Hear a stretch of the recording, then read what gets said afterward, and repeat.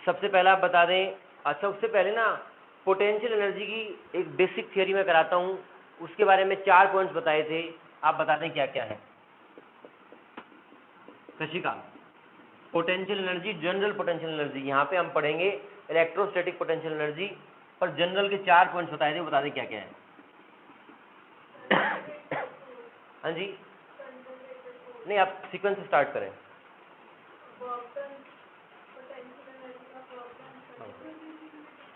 हाँ, energy possessed by a due to its position is called potential energy.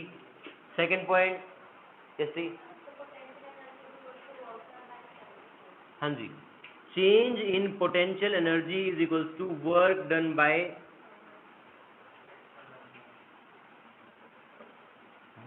Bye external force. ये आपने देखा था किस केस में, आपका तीर कमान के हर केस में देखा है आपने, ठीक है। इसके अलावा delta u is equals to conservative force. और एक बात, ये पूरा कॉन्सेप्ट ही कंजर्वेटिव फोर्स के केस में एप्लीकेबल है पोटेंशियल एनर्जी का, ठीक है। अब आप मुझे बता दें, what is electrostatic potential energy, how do you define electrostatic potential energy, आप बताएं।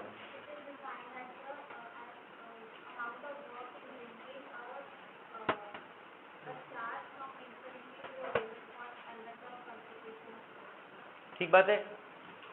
when a small point charge q is amount of work done in bringing a small point charge q from infinity to a given point in presence of given configuration of charges is called potential energy।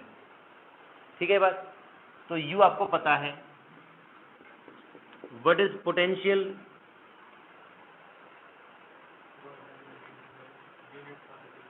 हाँ, वहाँ पहले वाले case में हम q को लेके आए थे, यहाँ पे +1 चार्ज को लेके आते हैं तो आपका v हो जाता है। u और v सिंपली आपको पता होता है। आप बता दें डेल्टा u क्या होता है और डेल्टा v क्या होता है। Kartik, what is delta u, delta v? Change in electrostatic potential energy. आगे देखो, देखो यहाँ पे क्या था, यहाँ पे इन्फिनिटी से आप एक फाइनाइट पॉइंट पे लेके आए थे, यहाँ पे आपके दोनों फाइनाइट पॉइंट्स हैं, 1b और 2b। यहाँ से यहाँ लाने में जो वर्क डन करना पड़ा, उस वर्क डन के बराबर आपकी पोटेंशियल एनर्जी बदल जाएगी, उसको डेल्टा यू बोलते हैं। डेल्टा v क्या है, जब आप 1 से 2 पॉइंट पे जाते हैं +1 चार्ज को लेके, उस टाइम जो वर्क करना पड़ता है वो आपका चेंज इन पोटेंशियल होता है।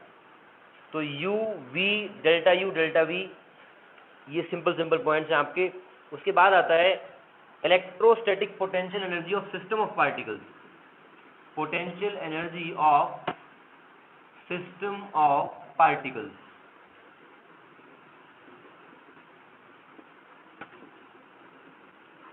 एक एग्जांपल जो हमने क्लास में किया था वो वही सेम q q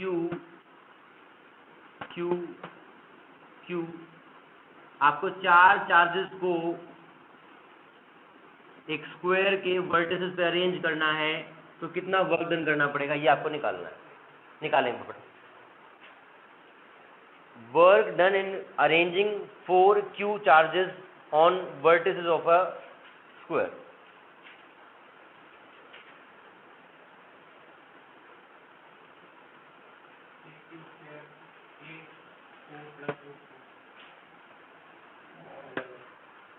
दोबारा बताएं एक बार।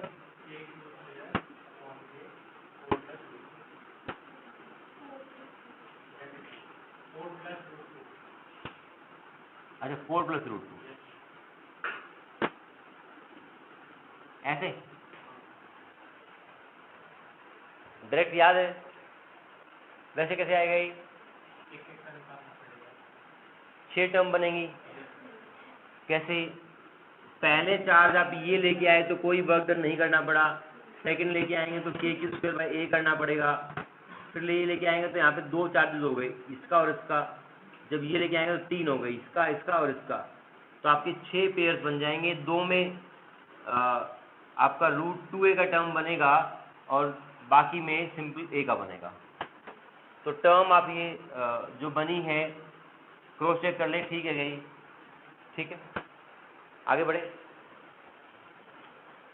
फिर आपका रहता है एक topic potential due to electric dipole. Potential due to electric dipole.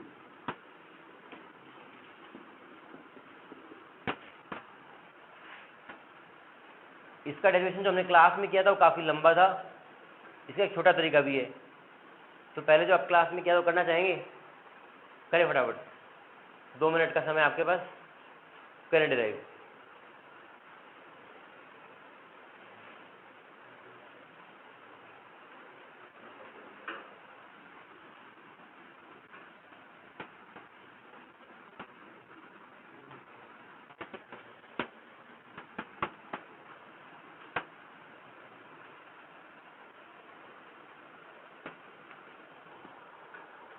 सक्षम आपकी कौन सी क्लास है इसके बाद?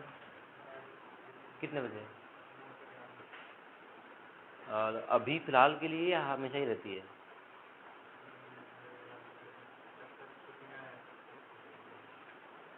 अच्छा यार, मैं भी रिवाइज करवाना चाह रहा था। क्या?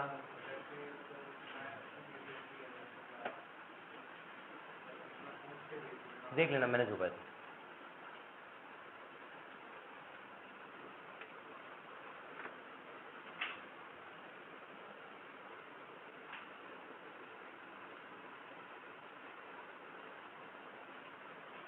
हो गया? ठीक है, हाँ ठीक।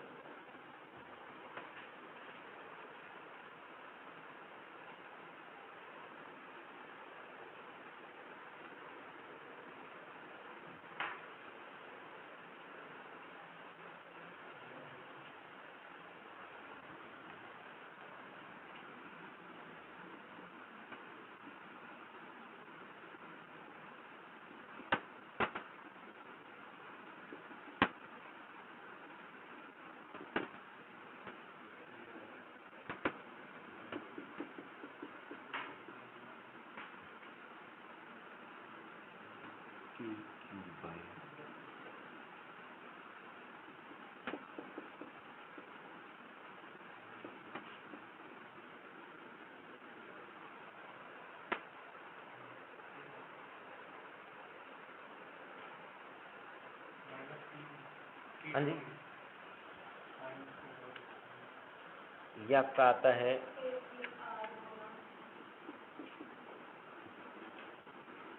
P dot R cap 4 pi epsilon not R square. हाँ,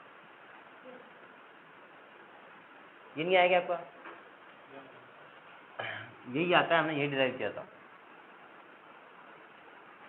आप देख लें क्या है। हाँ जी, हाँ, इलेक्ट्रिक डाइपोल का potential at A point P, position vector R, theta आपका गिवन है, ये होता है। हाँ, पोटेंशियल कैसे करते हैं? आपका ये डायग्राम है, यहाँ पे पोटेंशियल निकालना है तो इसका निकाल लिया, इसका निकाल लिया, यहाँ पे ये बन गया। अब इसको, ये वाला टर्म दोनों में कॉमन है, फाइनली आपको निकालना क्या है? 1/r plus minus 1/r minus, यहाँ पे जो r प्लस है ये मैथ लगा के आप निकालते हैं, r माइनस भी मैथ की वो थ्योरम लगाते हैं। कौन सी थ्योरम होती है? हाँ, r plus square equal to, ये आपका a है, r square plus a square minus 2ar cos theta. ऐसा ही आप माइनस में लगाते हैं, फिर आप मैनिपुलेट करके ये टर्म बनाते हैं, पुट करते हैं, थोड़ा रीअरेंज करते हैं तो ये आपका आ जाता है। इसमें एक आसान तरीका ये है, ये भी आसानी है वैसे तो, हाँ, बट वो कहीं पे आपको और न्यूमेरिकल्स में कहीं काम आ सकता है। आप सिंपली ये निकालें कि एक डाइपोल है माइनस प्लस इससे r दूरी पर, जबकि r बहुत बड़ा है एज कंपेयर टू 2a, आप सिंपली पोटेंशियल निकालिए एक बार। क्या निकालना है, potential at this point P which is very far away from the dipole as compared to dimension A। निकालें सब लोग, अप्रोक्सीमेशन लगेगा इसमें।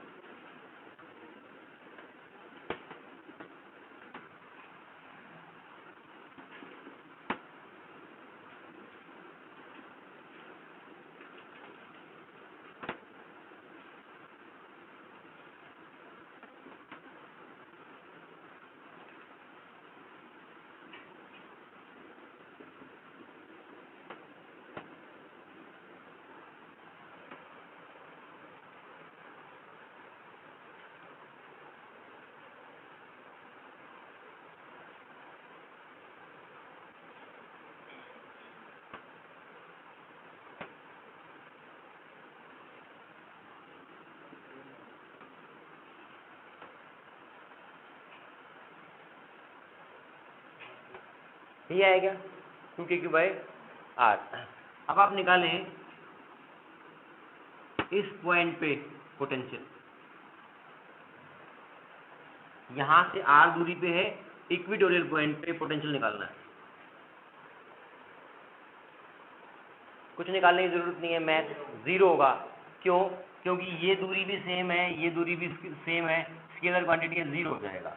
तो आगे से आप ये ध्यान रखेंगे, कभी इक्वेटोरियल पॉइंट पे निकालना है तो 0 होगा, एक्सियल पे आपका 2kq/r हो जाएगा। अब यहाँ पे कैसे यूज करेंगे इसको? फॉर एग्जाम्पल आपको माइनस प्लस, ये आपका डाइपोल है, इस पॉइंट थीटा पे क्या करना है, पोटेंशियल निकालना है। इस P को मैं दो कंपोनेंट में ब्रेक कर रहा हूँ, एक कंपोनेंट P का ऐसे और एक ऐसे। P ऐसे था तो ये हो जाएगा P कोस थीटा, और ये कितना हो जाएगा, P साइन थीटा। ठीक है, क्या इसको आप P के फॉर्म में बना सकते हैं? इनटू a मल्टीप्लाई कर दें, इनटू a मल्टीप्लाई करेंगे तो 2kq a/r(a), तो सिंपली kp/r(a) बन जाएगा। यहाँ पे देखें आप, ये वाला पॉइंट इस डाइपोल के लिए एक्सिस पे है और इसके लिए इक्वेटोरियल पे है, तो इसका तो 0 हो जाएगा। Only useful component will be this P cos theta. तो P cos थीटा आपको निकालना है, और P के कारण आपको पता है एक्सियल पॉइंट पे वो होता है, तो V will be kp cos theta r/a। अब आप देखें, इससे ये बन सकता है क्या? बन गया सिंपली, है ना। ये आपका एक r और लगेगा,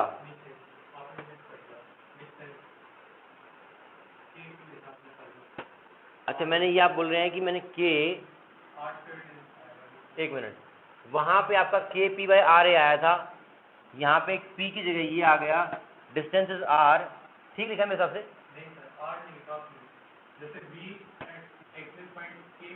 पहले ये बताओ, ये ठीक लिखा है क्या? ये ठीक लिखा है।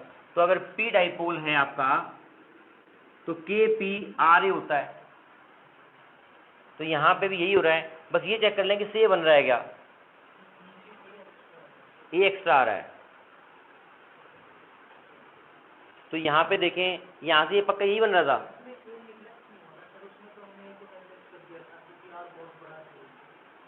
यहाँ पे नेगलेक्ट कर दिया हमने,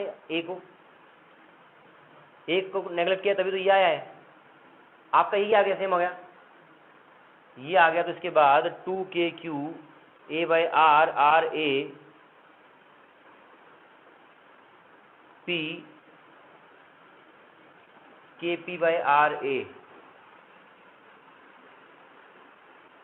और यहाँ पे kp/r(a) ये बन रहा है।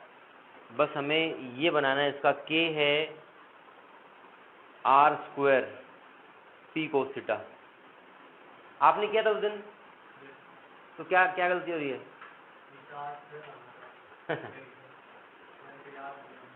KP cos theta by r square आ जाएगा तो एग्जैक्टली वही बन ही जाएगा, बट एक ही गलती हो रही है, वो क्यों हो रही है? इस मेथड से आप ट्राई करना एक बार, है ना, इससे भी निकलता है। कहाँ गलती हो रही है अभी फिगर आउट करना थोड़ा मुश्किल हो रहा है, but do try by this method also. आसान है ये, दो में तोड़ेंगे, एक्सिस पे आपका निकलेगा, एक्सिस पे निकालने के लिए आप सिंपल मेथड यूज करेंगे और इक्वेटोरियल पे 0 होगा। आगे बढ़ते हैं।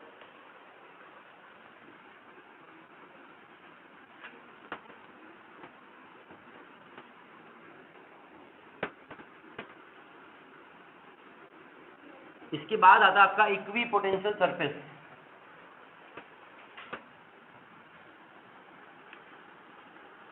इक्वी पोटेंशियल सरफेस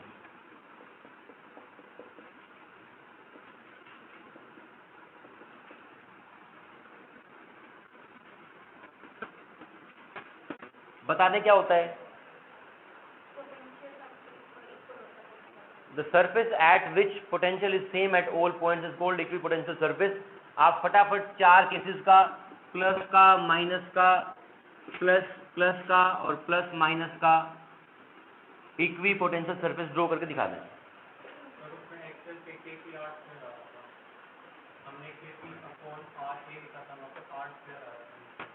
चलो बाद में देखते हैं, छोड़ो। इक्वी पोटेंशियल सरफेस आपको ड्रॉ करना है, प्लस के कारण, माइनस के कारण, प्लस प्लस के कारण, प्लस माइनस के कारण।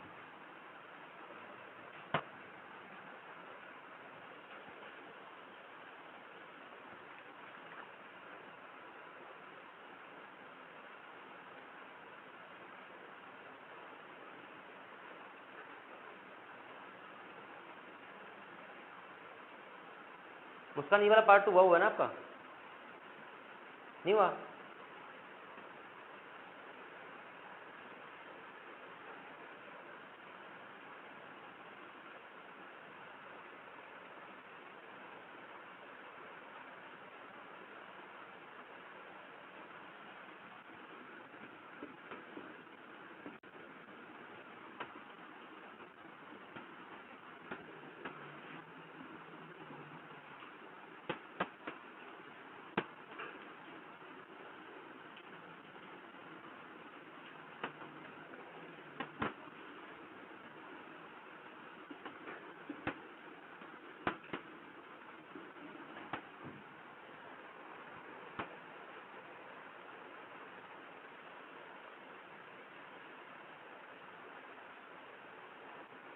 जो फील्ड लाइंस हम ड्रॉ करते हैं वो हमारी सहूलियत के लिए थी। अगर आपको पूछा जाए कि इक्वी पोटेंशियल सरफेस ड्रॉ करें, आप डायरेक्ट ये बना सकते हैं, है ना। कोई डाउट इसमें? कशिका, आप भी बता दें, क्या ये एग्जैक्टली स्फीयर्स होंगे या सिर्फ एक क्लोज सरफेस रहेगा? स्फीयर नहीं रहेंगे ना, क्लोज सरफेस रहेगा, आपका एलिप्सॉइड टाइप बन जाएगा। और ये बनाना जरूरी है, अगर सिर्फ ये बना दिए तब भी काम नहीं चलेगा, बीच वाला बनाना कंपलसरी है। आगे बढ़ते हैं। इक्वी पोटेंशियल सरफेस के बाद टॉपिक आता है आपका relation between field and potential. बहुत इंपॉर्टेंट है ये, relation between field and potential.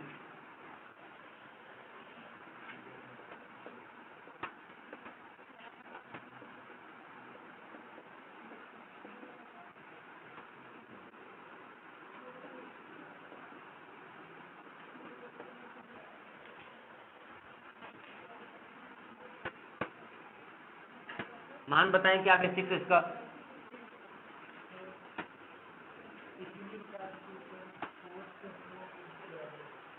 ठीक है,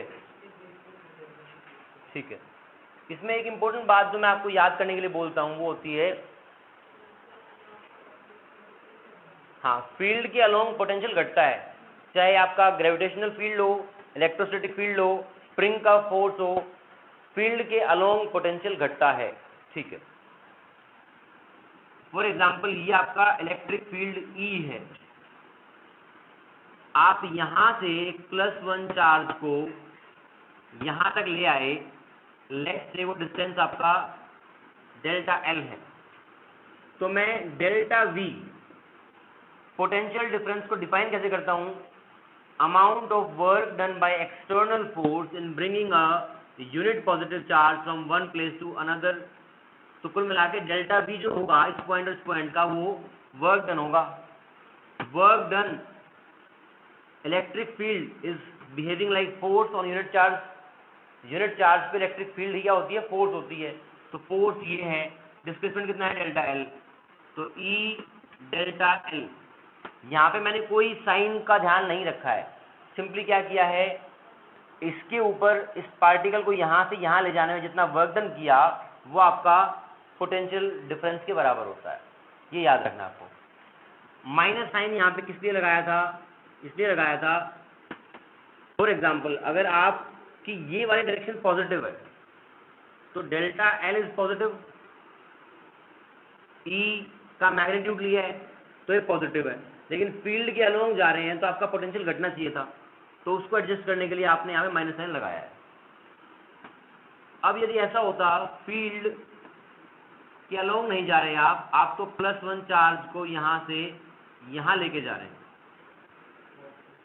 तो फोर्स का आपका जो फॉर्मूला होता है F डॉट S वो लगाएंगे। अब डिस्प्लेसमेंट आपका ऐसे है और फील्ड ऐसे है, तो आप वर्क डन निकालने के लिए E डॉट डेल्टा एल करेंगे, तो यही फॉर्मूला आपका रिफाइन होके हो जाएगा, delta V equal to minus E dot delta L. तो वो लाइन याद रखेंगे हमेशा, साइन उससे एडजस्ट करेंगे। ये आसान तरीका है, क्या, electric field into displacement multiply किया, और आपका साइन कैसे देखना है वो उस लाइन को यूज करके देख लें, कभी कंफ्यूजन नहीं होगा। तो ये आपका है। इसमें एक हल्का सा आप और एक फॉर्म लिखते हैं, electric field equal to minus delta V by delta L, यहीं से बना है, या E is equal to minus d v by d L, ये भी यूज करते हैं हम। ये आपका रहा relation between field and potential. उसके बाद आता है आपका potential energy of a dipole.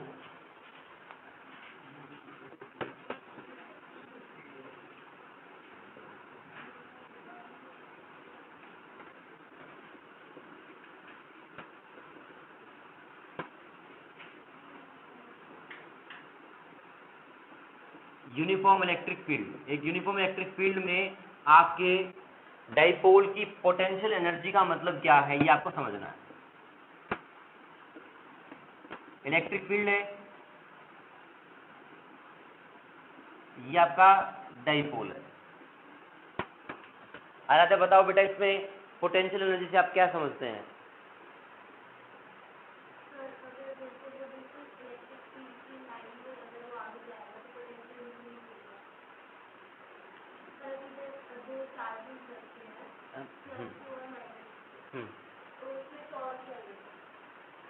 अच्छा आप ये बताएं पहले, डाइपोल रखा है यूनिफॉर्म इलेक्ट्रिक फील्ड में, नेट फोर्स कितना होगा? नेट फोर्स 0 होगा। Net torque P cross C। तो जो टॉर्क है it will try to align this dipole along field, ठीक है। फिर अब पोटेंशियल एनर्जी का कॉन्सेप्ट कैसे आया?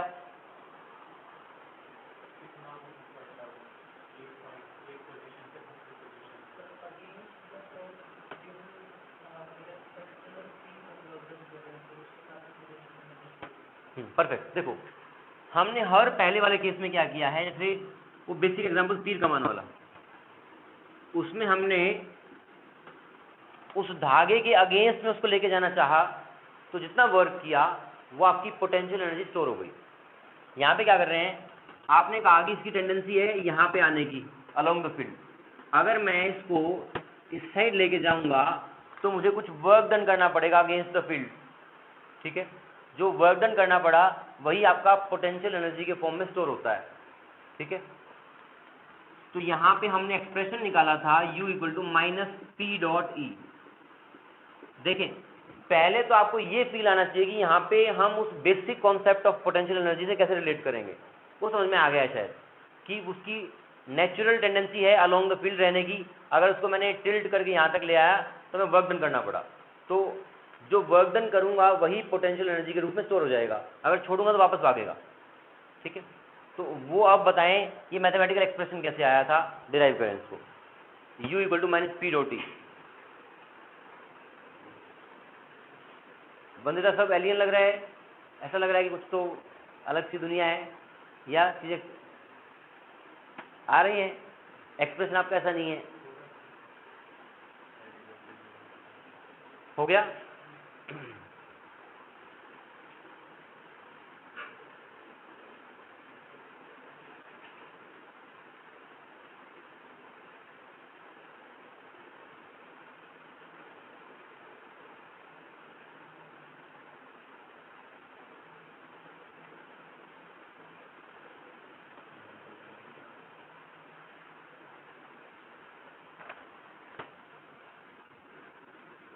यहाँ पे हमने किया था कि एक पर्टिकुलर एंगल थीटा से आप एक्स्ट्रा डी थीटा उसको लेके जाते हैं, तो जो वर्क डन करना पड़ता है वो होगा टॉर्क डॉट डिस्प्लेसमेंट। टॉर्क यहाँ पे P E sine theta D theta, ये आपका था डी डब्ल्यू। अब साइन देखना है आपको, वो नेगेटिव है कि पॉजिटिव है। आपका थीटा वर्क डन बाय,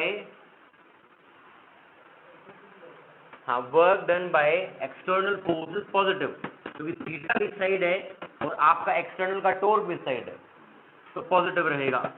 अब आप इसको इंटीग्रेट कर दें वर्क डन निकालने के लिए, तो आपका आएगा p E cos theta minus sine, और फिर आपको एक रेफरेंस पॉइंट लेना होता है। रेफरेंस पॉइंट हमने कौन सा लिया था? 90 डिग्री। यहाँ पे रेफरेंस पॉइंट लिया था, वहाँ पे पोटेंशियल एनर्जी 0 थी। यहाँ पे कितनी थी? 3 पॉइंट्स थे। यहाँ पे कितनी थी? 0, यहाँ पे माइनस पी और यहाँ पे प्लस पी। तो यहाँ से यहाँ आते हैं तो आपकी पोटेंशियल एनर्जी बढ़ती है। ठीक है, आगे चलते हैं। Next is electrostatics of conductors. Electrostatics of conductor, Vandita आप एक्सप्लेन करेंगे बेटा इसको पूरा। Electrostatics of conductor.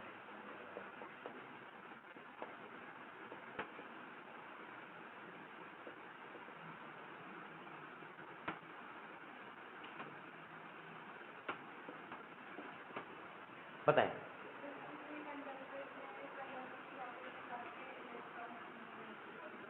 ठीक है,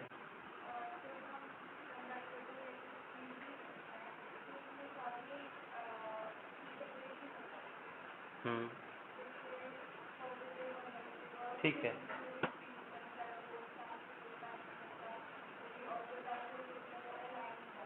नहीं, डाइपोल्स नहीं है यहाँ पे फ्री इलेक्ट्रॉन्स हैं। देखिए आप, हाँ, चार्ज सेपरेशन होगा पर डाइपोल नहीं होगा वो। देखिए ध्यान से, कंडक्टर की बेसिक प्रॉपर्टी क्या है? फ्री इलेक्ट्रॉन होते हैं उसके अंदर बहुत सारे। अगर बाहर से कोई इलेक्ट्रिक फील्ड लगाया गया तो इलेक्ट्रॉन्स अपने आप को रीअरेंज करते हैं। इस साइड इलेक्ट्रॉन्स आ जाएंगे, यहाँ पॉजिटिव चार्ज आ जाएगा। तो जब तक अंदर वाले इलेक्ट्रॉन पर बाहर वाले का फील्ड इस साइड लगता रहेगा। अब देखिए अंदर भी फील्ड बन गया है, एक अंदर फील्ड यहाँ से यहाँ बन गया है, तो इलेक्ट्रॉन के ऊपर फोर्स ऐसे लगाएगा। तो जब ये अंदर वाला फील्ड बाहर वाले को कैंसिल करना शुरू कर देगा, उस समय आपका चार्ज सेपरेशन रुक जाएगा और अंदर फील्ड 0 हो जाएगा। एक कंडक्टर के अंदर बहुत सारे फ्री इलेक्ट्रॉन्स हैं, वो अपने आप को रीअरेंज करके अंदर फील्ड 0 कर सकते हैं। तो first point is electric field in interior of a conductor is 0। Second point, yes T.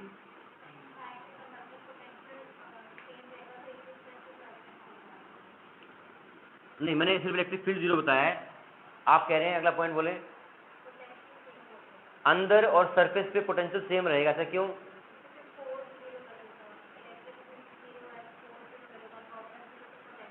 हाँ जी, तो अंदर और सरफेस पे आपका पोटेंशियल सेम रहेगा। हाँ जी, थर्ड पॉइंट राजा।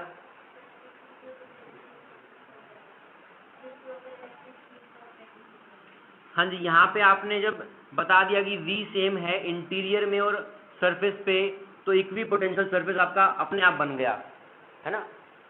फिर आपने बोला कि electric field is perpendicular to surface. ऐसा क्यों?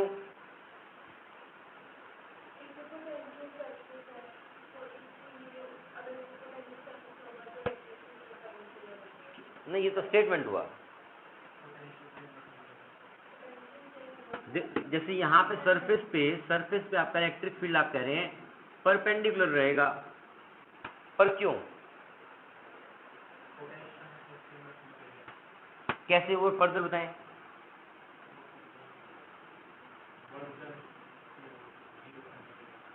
कार्तिक बता पाएंगे? देखो अगर ऐसे होता फील्ड तो उसका एक कंपोनेंट इस साइड होता, एक साइड होता। अगर आप चार्ज को यहाँ से यहाँ लेके आते तो फील्ड है, फोर्स है, तो वर्क डन होगा, डेल्टा वी जीरो नहीं होगा।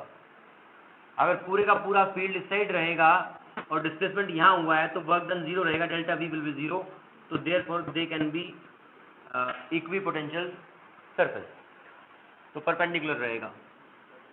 इलेक्ट्रिक फील्ड की वैल्यू कितनी होगी? अगर इस पॉइंट पर यहाँ पे चार्ज की डेंसिटी सिग्मा है तो what will be value of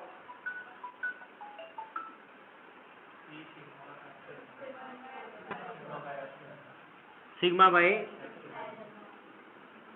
कैसे निकाला था ये? इनफाइनाइट शीट के कारण कितना आया था? यहाँ पे उसका मतलब डबल क्यों आया? हाँ, अंदर वाले पार्ट पे हमने क्या किया, यहाँ पे सिलेंडर ऐसा लिया था, ऐसा, तो बाहर वाले पे तो E इंटू ए बना, यहाँ पे E जीरो है तो E ए वाला पार्ट जीरो हो गया, बेसिकली E ए हो गया, E ए उस साइड आपका सिग्मा अपॉन, तो ये बन जाएगा आपका। फिफ्थ क्या था? पांचवा छठा ना, हाँ, नो एक्सेस चार्ज इनसाइड, अंदर कोई एक्सेस चार्ज नहीं रह सकता। लास्ट छठा इलेक्ट्रोस्टैटिक शील्डिंग। अगर कैविटी के अंदर, अगर आपके कंडक्टर के अंदर कहीं पे यहाँ पे चार्ज नहीं है, Q इज जीरो तो फील्ड इज जीरो, अगर Q नॉट जीरो है तो फील्ड नॉट जीरो। ये आपका इलेक्ट्रोस्टैटिक्स ऑफ कंडक्टर है। इसके बाद आता है आपका डाइलेक्ट्रिक।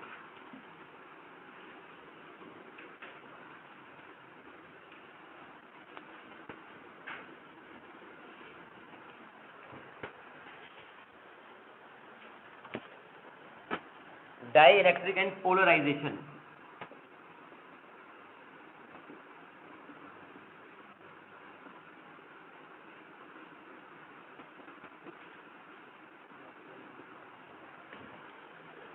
मृदुल आप बता पाएंगे कुछ? लोकेश बताओ। डाइलेक्ट्रिक,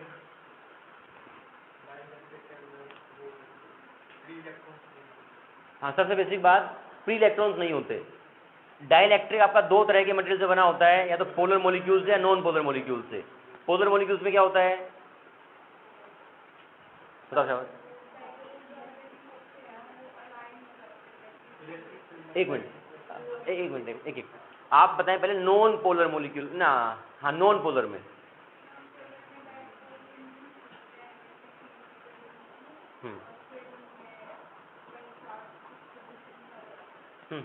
आपका जो नॉन पोलर मॉलिक्यूल है, मान लो O2, उसमें क्या होता है, मान लो ये मटेरियल है, it is made up of polar molecules.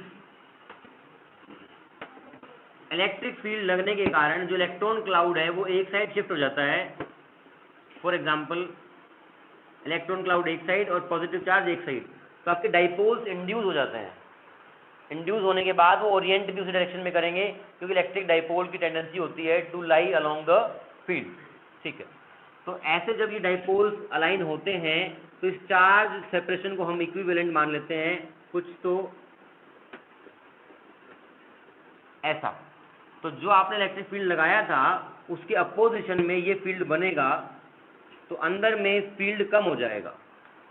Clear है? अब बता दें आप, पोलर मॉलिक्यूल में क्या होता है, आराध्या बताएंगी। हाँ जी, नहीं, आपको सिर्फ ये इतना बताना है कि पोलर मॉलिक्यूल में ये सारा सीक्वेंस कैसे फॉलो होता है। जैसे यहाँ पे तो ना पहले से डाइपोल नहीं था, डाइपोल इंड्यूस हुआ है, फिर ओरिएंट हुआ है। वहाँ पे डाइपोल ऑलरेडी प्रेजेंट है, HCl मॉलिक्यूल, वो ओरिएंट होगा, फील्ड लगने अलाइन हो जाते हैं, तो उसके कारण से आप ये चार्ज सेपरेशन की तरह ट्रीट करते हैं, अंदर फील्ड घट जाता है। ये आपका डाइलेक्ट्रिक है, ठीक है। फिर एक टर्म आया था पोलराइजेशन, क्या होता है? हाँ जी,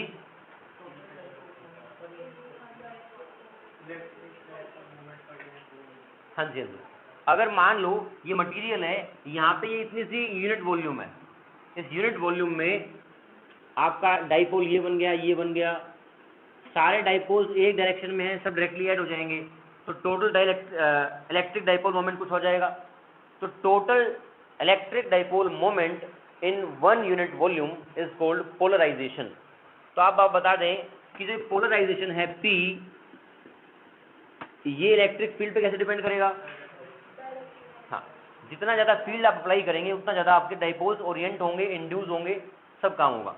तो P polarization is proportional to applied electric field, और ये आपका एक कांस्टेंट है जिसको बोलते हैं इलेक्ट्रिक ससेप्टिबिलिटी, ठीक है जी। ये करने के बाद हम आते हैं कैपेसिटर एंड कैपेसिटेंस पे।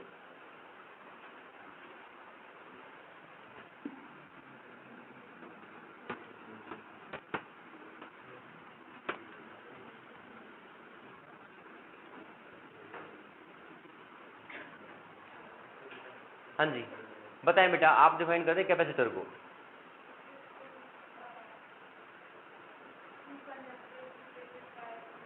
परफेक्ट, आगे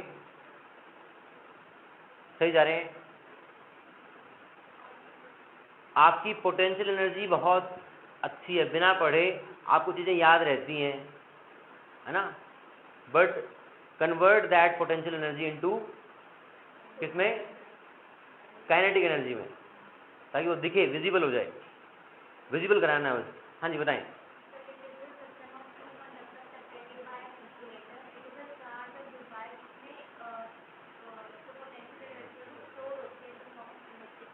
वेरी गुड, वेरी गुड, है ना। आपका कैपेसिटर क्या है? A pair of 2 conductors separated by an insulator, it is a charge and energy storage device in which energy is stored in the form of electric field, ठीक है। अब आप मुझे बता दें कैपेसिटेंस क्या होता है?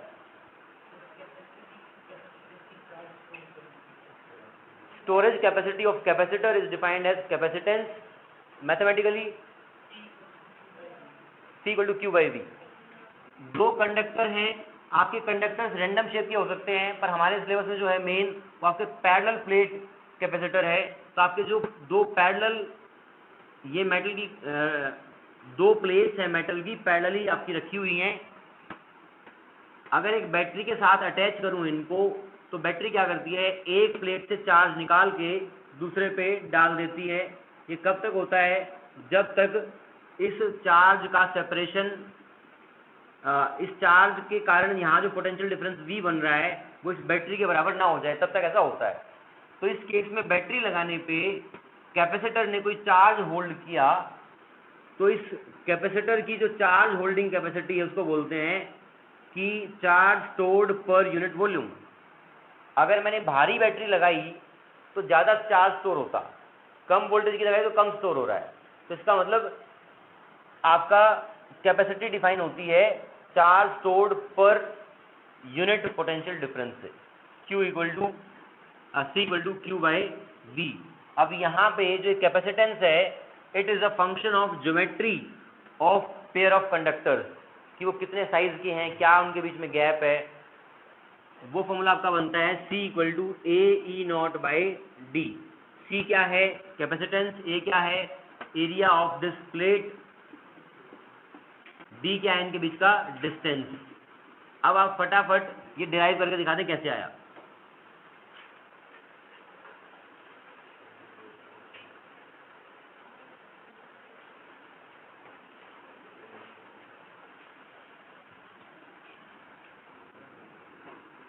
हाँ जी, एक मिनट।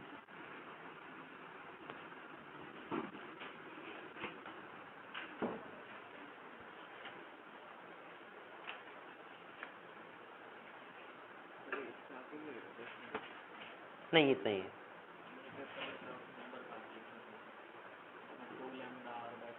ना एग्जैक्टली यही है, बस आपको डायरेक्शन मेंशन करनी तो आप बोल सकते हैं रेडियली होगा, फॉर्मूला ये बनेगा।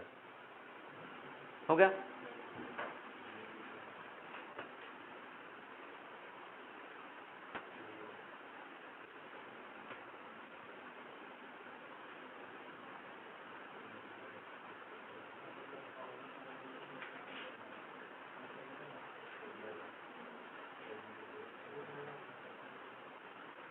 हो गया?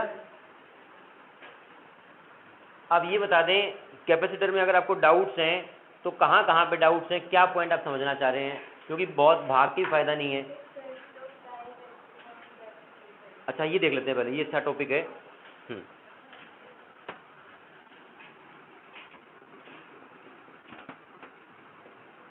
इफेक्ट ऑफ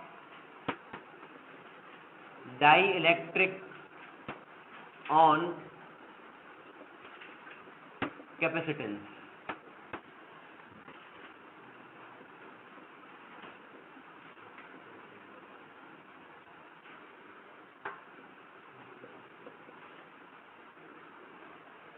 आपने क्या किया, एक कैपेसिटर के ऊपर चार्ज स्टोर कर दिया किसी बैटरी को यूज करके, उसके बाद बैटरी हटा ली, ये आपके चार्ज यहाँ पे रहेंगे।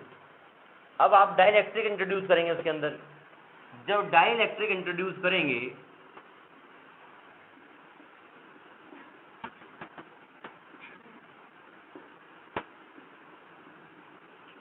तो इस माइनस प्लस क्यू चार्ज का इलेक्ट्रिक फील्ड रहा होगा, तो वो क्या करेगा, डाइपोल्स यहाँ पे जो भी है उनको रीओरिएंट करेगा और यहाँ पे माइनस और प्लस ऐसे बन जाएगा।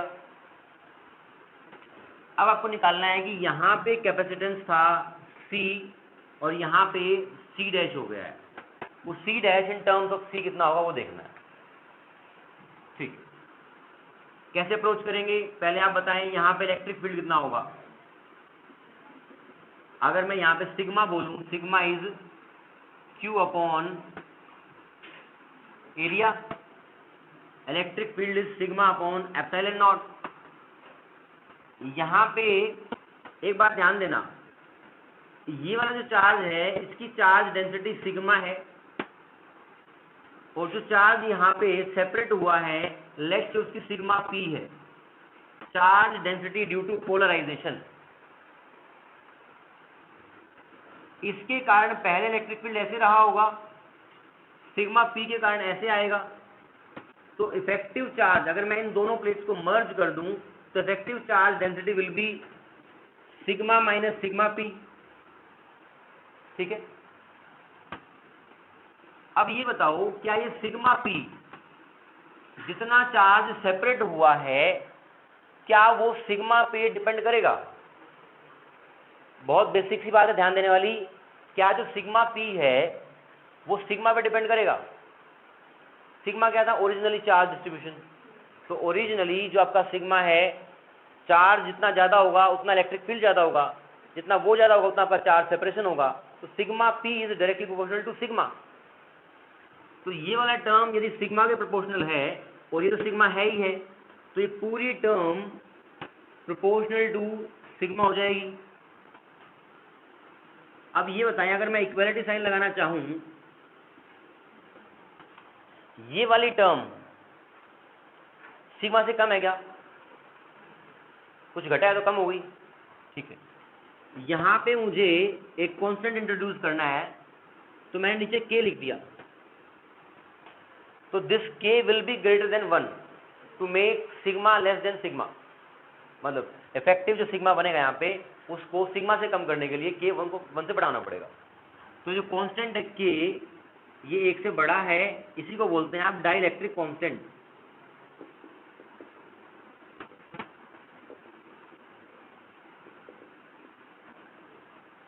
k is greater than 1, dielectric constant. ठीक है, ये आपका sigma minus sigma p equal to sigma by k हो गया। यहाँ पे जो इलेक्ट्रिक फील्ड बनेगी नई E डैश, वो sigma by epsilon naught k बन जाएगी। अब यहाँ पे इलेक्ट्रिक फील्ड E है, यहाँ पे जो इफेक्टिव इलेक्ट्रिक फील्ड है वो E डैश है। मान लीजिए यहाँ पोटेंशियल डिफरेंस V नोट था, यहाँ V हो गया, तो मैं इस E के अंदर D मल्टीप्लाई कर दूं तो V नॉट आ जाएगा।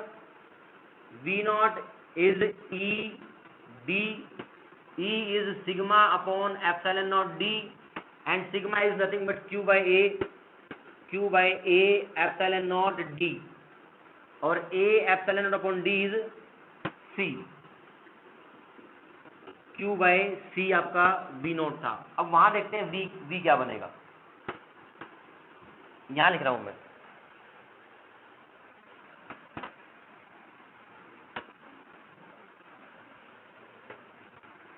जो नया पोटेंशियल डिफरेंस V है वो E डैश D होगा, and E dash is sigma upon epsilon naught K into D, and sigma is Q by A epsilon naught K D, ये आपका हो गया Q A E naught by D is C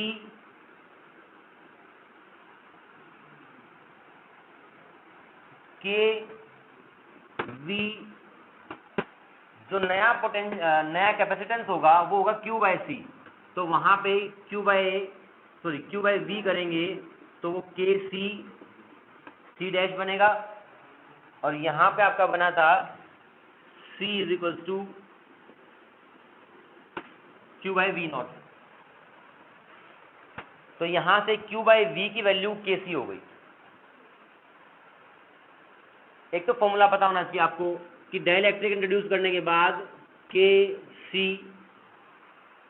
बनेगा।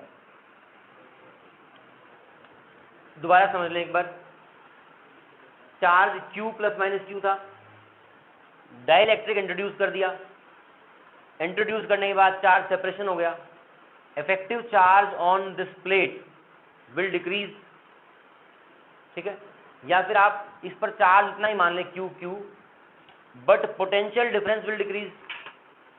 क्यों? यहां पे potential difference decrease क्यों किया कशिका?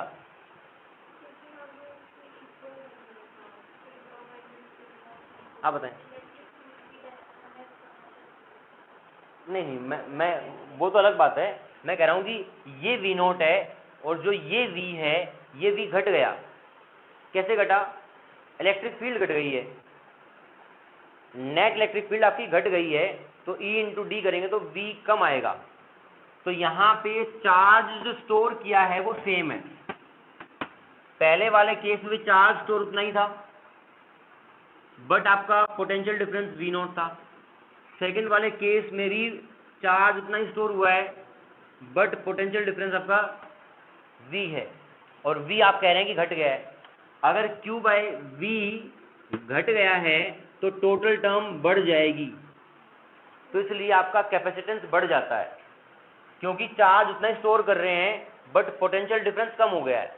तो चार्ज स्टोर्ड पर unit potential difference has increased, charge storage capacity आपकी बढ़ गई। C dash will be KC, K is greater than 1, ठीक है। तो ये आपका इफेक्ट ऑफ कैपेसिटेंस होता है, effect of dielectric on capacitance होता है। इसके अलावा सीरीज और पैरेलल में कर लेंगे। सीरीज में क्या होता है? C1 प्लस C2, और पैरेलल में, ठीक है। और बेसिक्स क्या होते हैं? सीरीज में आपका क्या सेम होता है? चार्ज सेम होता है, और पैरेलल में पोटेंशियल डिफरेंस सेम होता है, ठीक है।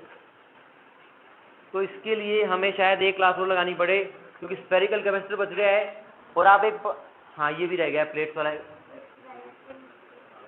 कल आप एक काम करना, कल की पूरी क्लास इसी को हम दोबारा रिवाइज करने के लिए देंगे, तो आपके जो न्यूमेरिकल्स में डाउट्स है ना, पिन पॉइंट करके लेके आना, ठीक है। Thank you. हाँ जी, ना